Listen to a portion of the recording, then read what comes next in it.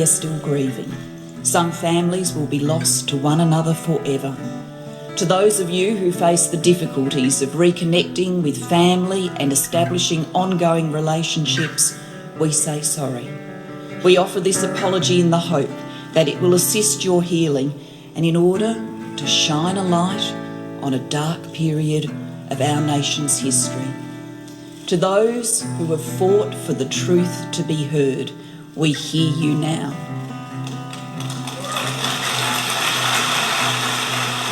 You're listening to Adopt Perspective podcast, a podcast for anyone affected by adoption. I'm your host and president of Jigsaw Queensland, Jo Sparrow. This podcast is a production of Jigsaw Queensland Post-Adoption Support Service. However, the views expressed are those of the people participating and not necessarily Jigsaw Queensland. The podcast discusses adult themes and listener discretion is advised. Welcome back to Adopt Perspective. I'm your host, Jo Sparrow, the president of Jigsaw Queensland.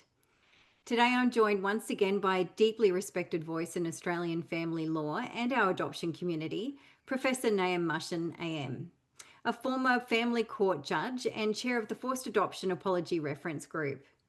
In our previous conversation on the 19th of August 2020, we explored the history and legacy of forced adoption in Australia. But today, as Queensland prepares to review its adoption legislation, Adoption Act 2009, and tie it to the Commission of Inquiry into the Child Safety System, we're revisiting this conversation with new urgency. In a press conference prior to his election, Queensland Premier David Crisafulli signalled his intent to bring back adoption as a response to youth crime. But is adoption really the best solution when a child cannot safely remain with their family? Or does it continue to repeat the mistakes of the past under a different name? Nahum, thank you so much for joining us. Thank you. It's so wonderful to see you again. Oh, it's always a pleasure. So let's start with what's happening here in Queensland. You've seen many adoption reforms over the decades. What are your thoughts when you hear adoption positioned as a solution to youth crime? Look, I think adoption has passed its use-by date. I think that's the bottom line. I've been arguing for years that we should be taking a completely different course. And by the way, Jo, I think we need to also make it quite clear that in all our considerations here, that really what we're talking about is the best interests of the children are paramount, are the most important thing, and everything has to depend on that. Yeah, absolutely. Thank you. It absolutely has to be central to any decisions that are made. Yes, yes. Now, bear with me here, Nahum. I've done a little bit of calculation, and math is not my thing, but I put a lot of work into this. So since 1940, it's estimated that up to 250,000 adoptions have taken place in Australia. But the impact of adoption, of course, doesn't stop just with the adopted person. Every adoption typically involves 2 biological parents, 2 adoptive parents, 4 biological and 4 adoptive grandparents, siblings from both families, children and partners of the adopted person. So when you add it up, it's conservative to say that each adoption directly impacts at least 10 to 12 people across biological, adoptive, and subsequent generations. So that means 2.5 to 3 million Australians have been directly impacted by adoption. Now, in a country of 26.7 million people, that's approximately 1 in every 9 to 10 Australians. And that's a conservative estimate. If you include extended family, partners, and professionals, the number's even higher. So adoption is not a niche issue. It's a national one, woven into the fabric of millions of Australian families, and it has an almost fairy tale strength narrative for the majority of Australians, a happy ending for a saved child.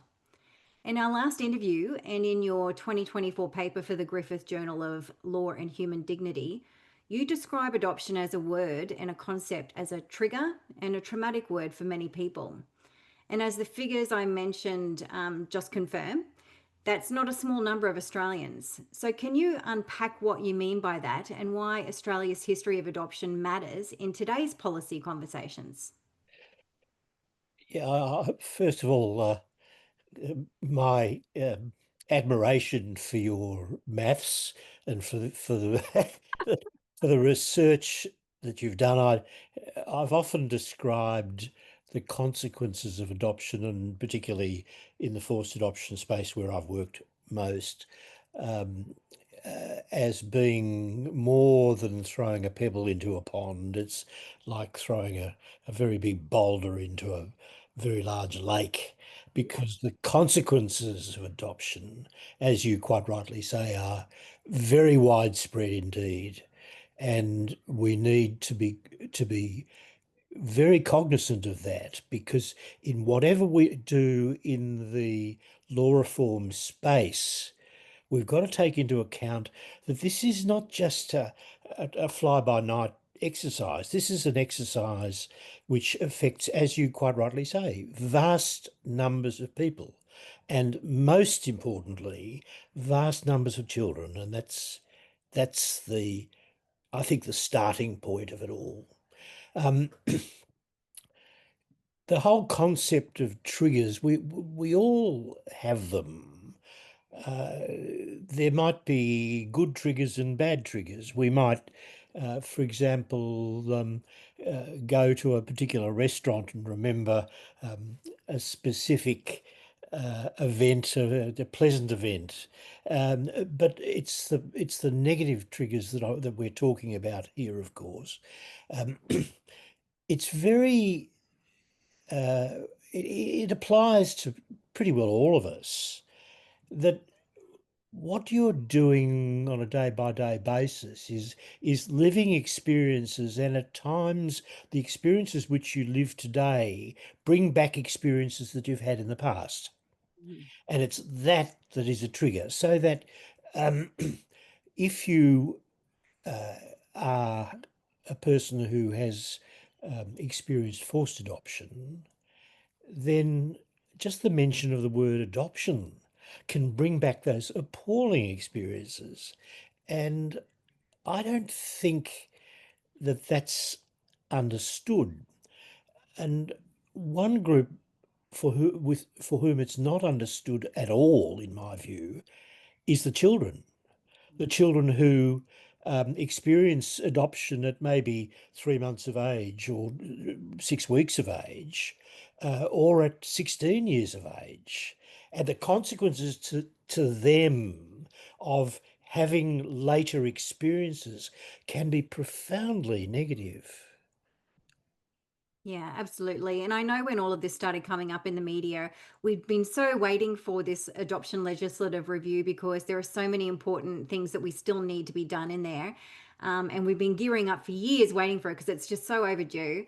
And then I heard that press conference where it was bring back adoption. I'm like, oh, they're not listening. They don't listen to what we're saying, the impacts on us. And it had a really profound impact on me. Of just not being heard, people not understanding, people still making adoption sound like this fairy tale narrative, and that it doesn't come with its own sets of consequences and issues, which is so frustrating. And I know that many other people probably felt the same. Our decision makers, I think, see adoption as an easy answer. We've Yeah, got a problem. A child cannot, for whatever reason, and we need to acknowledge that yeah, there are children who cannot live with their parents for all sorts of reasons. It might be death, psychiatric problems, drugs, alcohol, violence, or there are all sorts of reasons. But okay, really what we do, we take them out of this unsatisfactory family and we put them into a new family. And we don't think about the consequences of that for everybody, as you quite rightly say by your maths, and in particular, the consequences on the children. And um, this is not an easy issue. This is a very complicated issue, and and there are too many decision makers who think that we can solve it in an easy way, and so often an easy solution makes for more problems. And I think in the adoption space, that's what's happening. yeah, absolutely. I mean, you said in our last interview that making decisions about permanency is, in your view, fallacious. And what we really need to be thinking about is long term. And this really spoke to me because we make these permanent decisions for children, but we're only children for 18 years and then we're adults and we spend the rest, the majority of our lives living with the repercussions of these well-intentioned decisions. And I believe we must make decisions with this fact in mind. And I recently spoke with Paul Sunderland, who is a well-respected Yes. adoption Mm. and addiction expert from the UK. And he said that adoption implies ownership. So what are your thoughts on all of that, especially from your years on the family court bench? Well, it's not just a child moving from childhood to adulthood.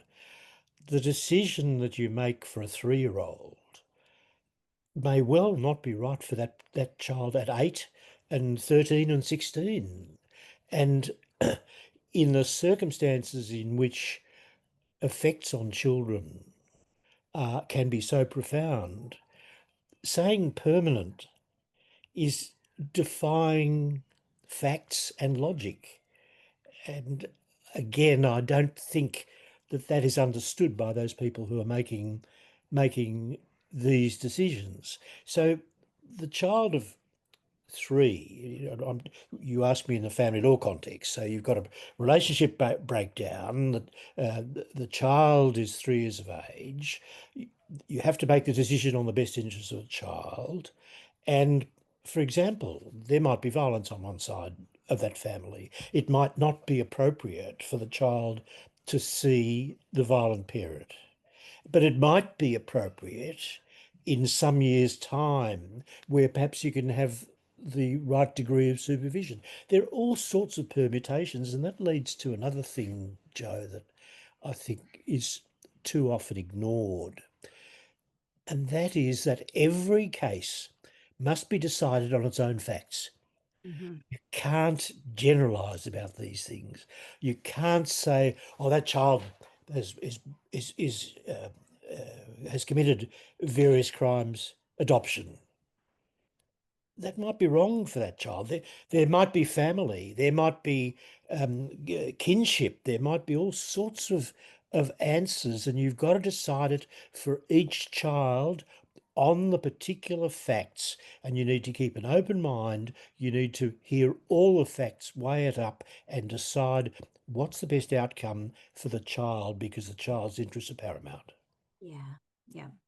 I often hear politicians and people who are charged with the protection of our most vulnerable children say that we need to provide children with stability and permanency. And I think we all agree, as you said, that the best outcome for the child relies on stability and with a lens to a long term solution. But let's talk options. If a child cannot safely live with their parents or kin, what are the alternative long-term pathways that are available in Queensland that don't involve the severance of legal identity and family ties that occur during adoption? Well, there are various, I mean, there's foster care, there's guardianship orders, there are orders made that can be made under various pieces of legislation, but I can't resist answering this sort of question with my basic proposition that one of the difficulties that we've got is that the law with regard to these things is so fractured that deciding it in each particular case is in itself difficult. Mm. As I think I said right at the very beginning, I think that adoption is a concept which is past its use by date. Um, Again, I think the concept of, as we say here, child born in Albury or Wodonga, I think for you it would be what, Coolangatta and Tweed Heads, would it be? Sounds Um, about would be adopted pursuant to 2 different laws, right. because there are 8 different laws, 6 states, 2 territories, 8 different laws, and juxtaposing posing that against the family law concept, where the whole thing is Commonwealth, with the exception of West Australia, which has its state courts, but basically applies exactly the same law, and the appellate process for the WA court is the family law appellate process. I think what you need is one national law. I don't think you need the concept of adoption at all. I think really what you need to do is treat what is now adoption as what is in the best interest of a child in the same context as you do it in family law. Hmm. And I think that's the point at which you then have the opportunity to bring in all of the concepts which are relevant to every child and which enable you to decide each case on its merits, with the paramountcy of the best interest of the child being the factor. Yeah, it's interesting. I read that in your paper where you were talking about federalizing Yes. jurisdiction. I'm probably using all the wrong legal terms, but of adoption or of these issues. It was really interesting, and you made a very compelling case. The one thing is like an organization that supports and advocates for people who are impacted by adoption, like Jigsaw, we've been doing that for 50 years, is that it would centralize the decision making, say, let's say in Canberra, right, which has close proximity to Sydney, where in New South Wales they've got progressively moving towards more adoptions. So they've kind of got the ear of maybe the Hollywood sector. I don't know. Whoever's making the decisions and has the money and has the access to power down there has been pushing towards opening adoptions back up. So it would mean that stakeholders, people who are impacted in other states and territories in Australia, have less access for the very fact that we don't live down in that area. We don't have the money to go traveling and see every single politician. So in respect to that, that would be the only downside that I can see, that the fact that it's in states' control democratizes in our access to the politicians and their access of power. Whereas if it is centralized federally, then that takes away some of our power to speak to the people that we need to, I guess. I understand what you're saying. I disagree with you, and I think the answer to that is that we have a really very good law reform system in Australia, which is headed by the Australian Law Reform Commission. By the way, they've just received a surrogacy reference. Mhm. So they're looking at the whole of surrogacy law, Yeah. and the input with regard to that is being done on a state by state basis through the Law Reform Commission. And the fact that it's centred in Canberra, um, in my view, doesn't make a difference for the way in which it occurs. But I understand what you're saying. My difficulty is, as I point out in that paper, all the acts, for example, for adoption, while they're similar, are different, and each of them is administered by the court of the state instead of a central court like the family court. And that, in my view, is the crunch. Yeah.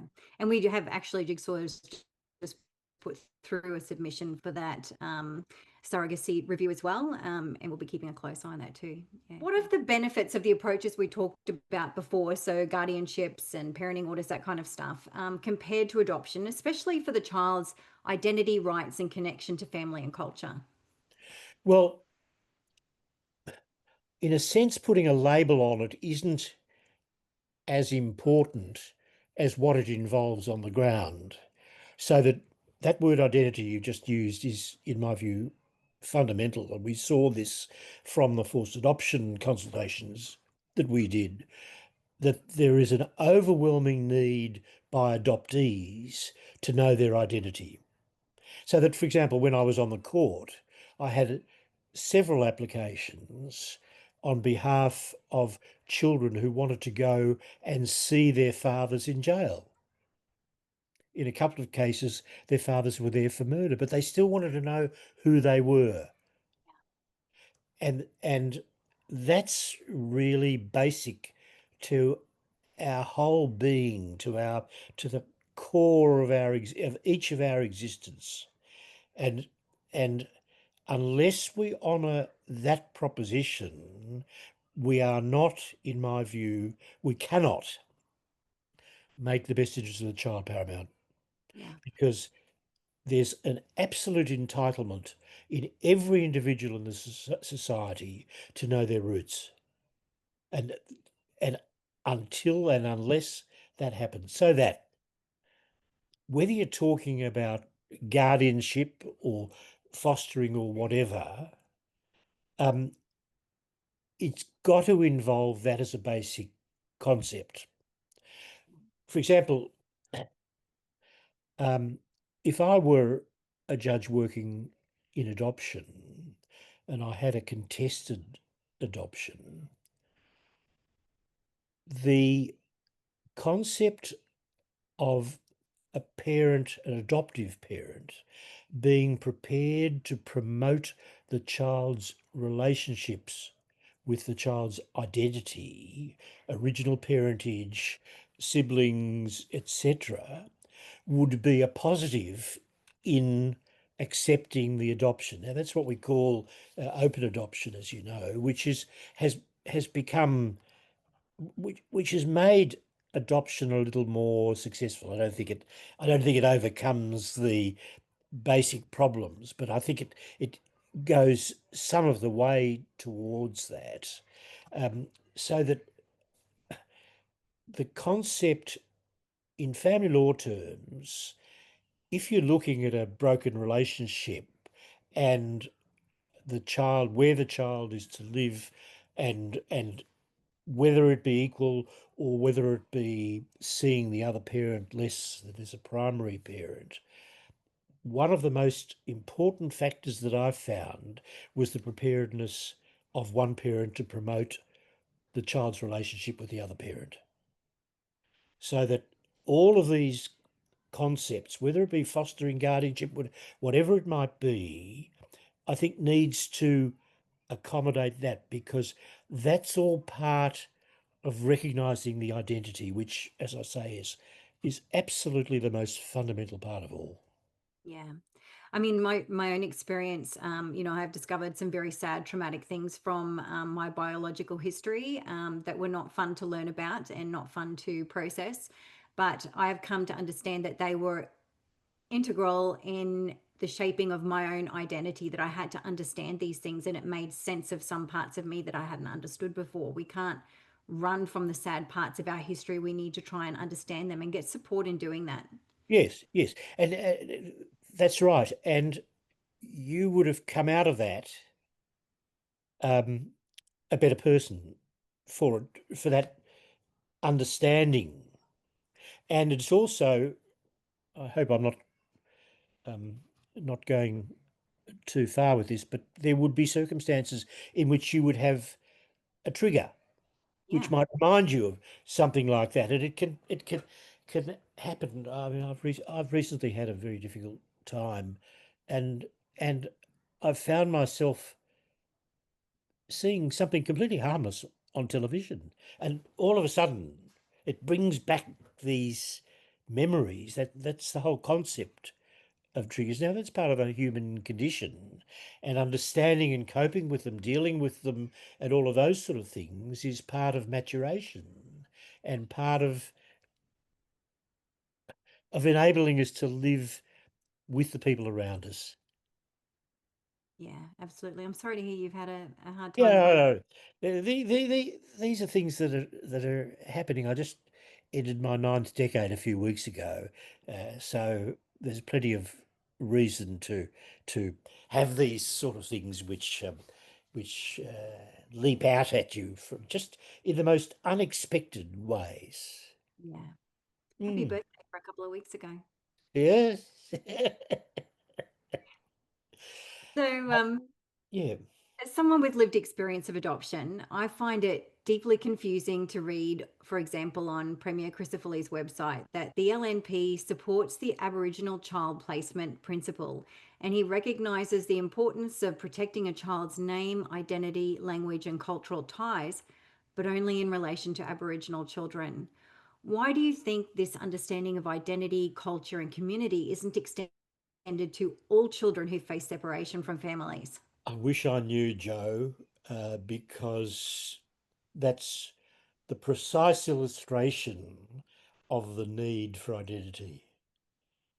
If if the same were to apply across the board, there would be, we would be, we may not be solving the problem because there's still other areas, but we certainly would be going a long way towards solving it. It's that understanding of where we all fit into the where we stand ourselves and in regard to those who have left us and those who are dear to us now. So, one of the painful legacies of Australia's forced adoption era is that we now have, unintentionally, a deeply compelling case study in the long-term effects of adoption. And many of those adopted as infants didn't learn the truth about their removal until adulthood.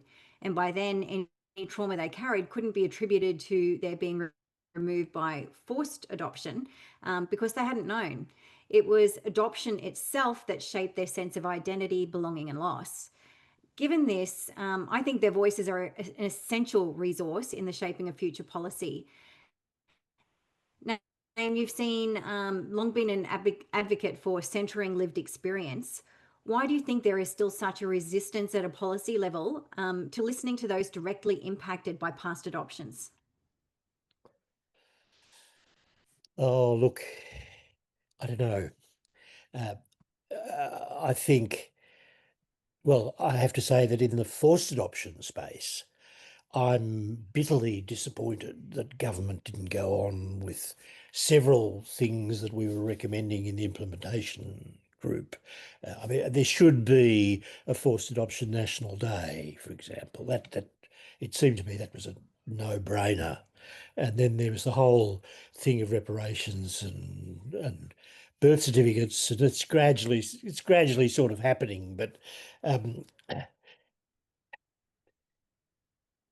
I think I think that decision makers find this area threatening. I think that they don't understand the fundamental importance of human relationships and family ties and identity. Um, and really, it's far more important to get that right than it is to get submarines or something like that. I mean, I think this whole area of relationships within the society really is what makes a society a good place. And and I think that too many, I'm not saying every one of them by any means, because particularly in the forced adoption work that I did, I dealt with some outstandingly committed politicians in that. Starting with the then Prime Minister Julia Gillard and going through others, um, but they find it threatening. They just can't deal with it because too much of it is too close to home. Mhm. Yeah, absolutely.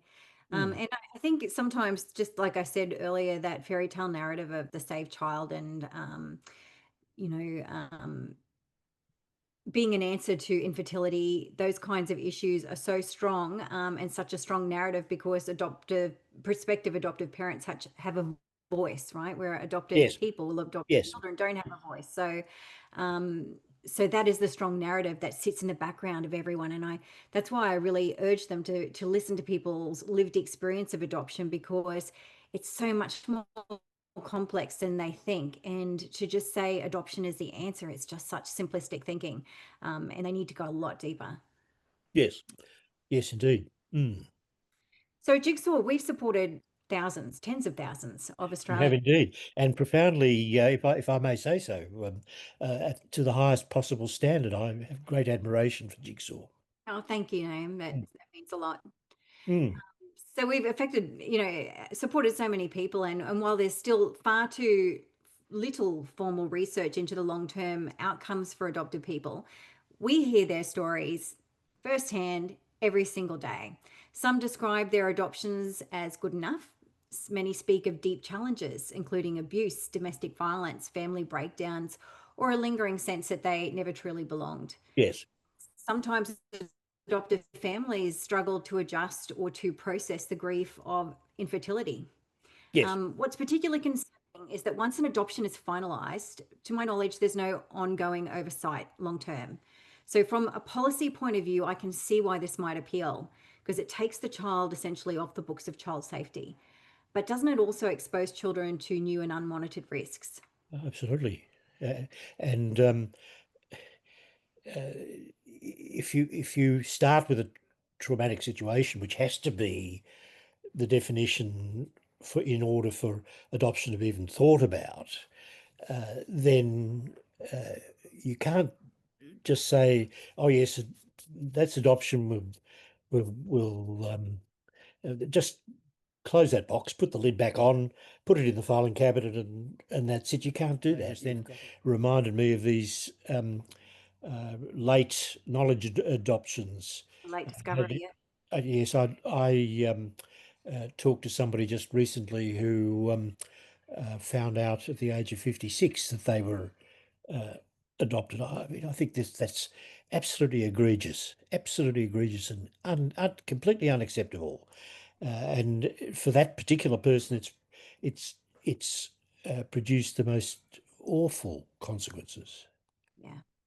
Absolutely. And we certainly have plenty of late discovery adoptees contacting us now, or people who've waited right up until their adoptive parents have passed away to start exploring their roots and how they feel about their adoption. And that's deeply sad to me that it's taken all of this time or Yeah. anything like that to make them feel that they can. Yeah. Well, I can remember when I was doing the consultations for the forced adoptions, that I spoke to one adoptee who had acquired a very serious and life-threatening illness, and it was hereditary, and could not get in touch with the parents to find out something about it, which the doctors said might have aided treatment.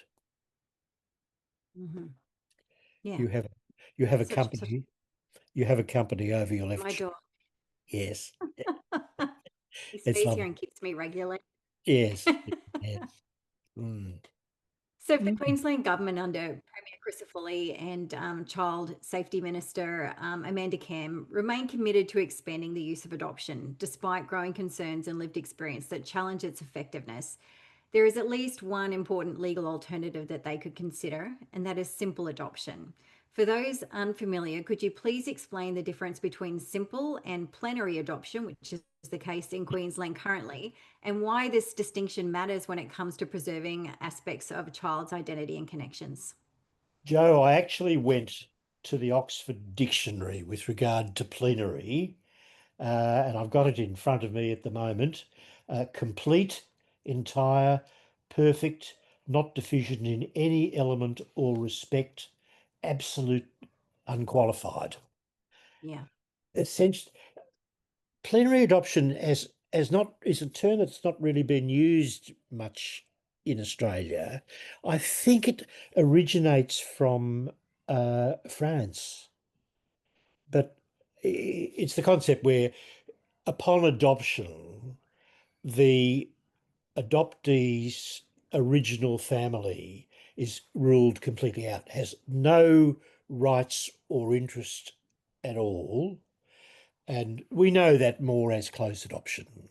Mm. And uh, that's the starting point Yeah. for saying how unsatisfactory adoption is and how Yeah. contrary to the best interests of the child. And again, the word identity keeps on coming back, but it's all about that sort of area.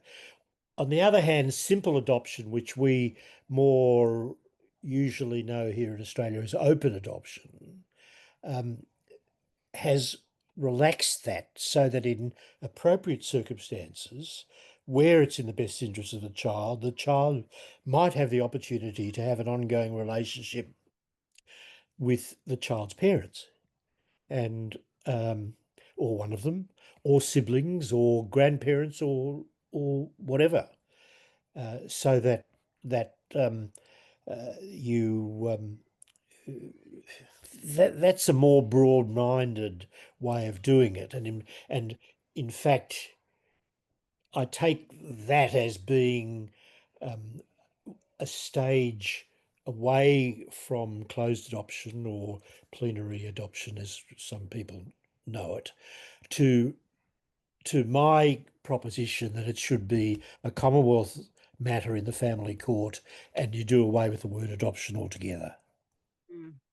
Yeah, and my understanding too is that so an open adoption, in my understanding, can still be a plenary adoption because plenary adoption completely severs the legal relationship between the child and the birth family. Yes, Child becomes the legal child of the adoptive parents only. The original birth certificate is replaced with a new one listing the adoptive parents. And in most cases, it's irreversible, very difficult to reverse if the yes, adopted child wanted to. And as you said, it reflects the closed adoption model that we've had in Australia. And simple adoption, which, as you said, is used in some other countries, maintains the legal ties with the birth family and does not erase the child's original identity. yeah, Adoptive parents gain parental responsibility, but it could be shared or layered, which is again yes, individual yes, cases. Yeah. And the original birth certificate is retained, which is such a thing for adopted people. Like, we do not like generally that we're given a whole new identity, a whole new birth certificate, and that our original one is not ours anymore. It's not legal. It's got something stamped on there that's saying it's not the real birth certificate. yes, yeah. It can be, simple adoption can be revoked or altered under certain conditions. So I guess it's seen as a more flexible identity preserving option. So if they Well, cannot, by definition, it is, but it's still, in yeah, my view, completely unsatisfactory for the reasons that we've talked about. And uh, I mean, yeah, absolutely. I just don't see how you can change it to accommodate the best interests of the child, other than by moving away from adoption altogether. So Yeah. yeah, I mean, I was just listening to what you were just saying. I didn't count, but you used the word identity in that at least several times, and that's what we're all talking about. And you, as an adoptee, would see that, as does every adoptee, see that as being fundamental. It's been the challenge of my life, and I would imagine Of many course it adults is. would say I'm only just starting to get a handle on who I am, and I'm 53 years old. Yeah. Do I? They'd say in America, I rest my case. So, all right, let's wrap this up with this. If the Queensland government genuinely wants to improve outcomes for vulnerable children, what would you encourage them to consider as they step into the inquiry and the legislative review of the Adoption Act? What Okay, message have you got for Queensland decision makers? talk to every other state and territory, get together, say to the Commonwealth of Australia, we want to refer our powers in adoption to you, and you can treat them as family law, and uh, that's that's what I would do. I think that's the ultimate answer. By the way, look, there are a couple of little issues, one in particular which comes up as a result of that proposition, and that's in particular the law of succession, so that upon um, the death of um, the parents or the adoptee, where does succession of property lie? And you need to make consequential legislation coping with that, and that needs to be on a state by state basis, because that becomes far too complicated otherwise. But it's easily done. What this needs is, first of all, understanding, two, political will, and three, intelligent people who know how to draft proper legislation to give effect to ultimately what's in the best interest of children. Yeah, absolutely. As a president of Jigsaw Queensland, I could be flapping my mouth an awful lot, but you know what I use more than that? I use my ears and I use an open mind. And so every decision I make with regards to this organisation, I'm listening to people with lived experience and what they're telling us. And I'm keeping an open mind about things. And that would be my message to the people making Well, these that's decisions. that's why Jigsaw Queensland are so successful and are accommodating the needs of your clients. Thanks, Nam. So thank you so much for your wisdom and continued advocacy. You are such a great friend to our community. Your voice is one of integrity, deep compassion, and unwavering justice. And we're grateful to have you as part of this vital conversation. Thank you, and it's a delight to talk to you as always. To our listeners, I want to acknowledge that the coming months are going to be challenging as you read and watch media stories debating and promoting Bring Back Adoption as an answer to youth crime. I remind you that Jigsaw Queensland offers peer support groups every month for mothers, a mixed group for parents who lost children to adoption, and adopted people with our adoptee-only support group. These are safe spaces to share and to be heard and to find community. And you can find information about our schedule on our website or our Facebook page. Facebook page is the best place to find out what's going on. So Jigsaw Queensland, we're here to support you. If you'd like to support the podcast, please leave a review, share episodes, or get in touch. And we'd love to hear from you. Maybe share this episode with your local member. And if you have a story that you'd like to share, we invite you to apply to be a guest on the podcast. Simply visit the main podcast page on the Jigsaw Queensland website and complete the prospective guest form that you'll find there. And just remember, there are Adopt Perspective can be and is listened to by people all over the world. So thank you for listening, and bye for now. Thanks for listening to the Adopt Perspective podcast. If you'd like to find out more, go to the podcast page on www.jigsawqueensland.com and you'll find a wealth of information and resources on the website. If you reside in Queensland, you can reach Jigsaw Queensland's Forced Adoption Support Service on toll-free 1800 210313, or you can call Jigsaw on 07 33 58 6666. If you live in another state of Australia, you can still call the Forced Adoption Support Service number, and your call will be answered by the Forced Adoption Support Service in the state that you are calling from. In every other state, Relationships Australia operates this service. A big thank you to Matt Sparrow for composing and recording our original theme music. Until next time, I'm Jo Sparrow saying farewell from Adopt Perspective, a podcast for anyone affected by adoption.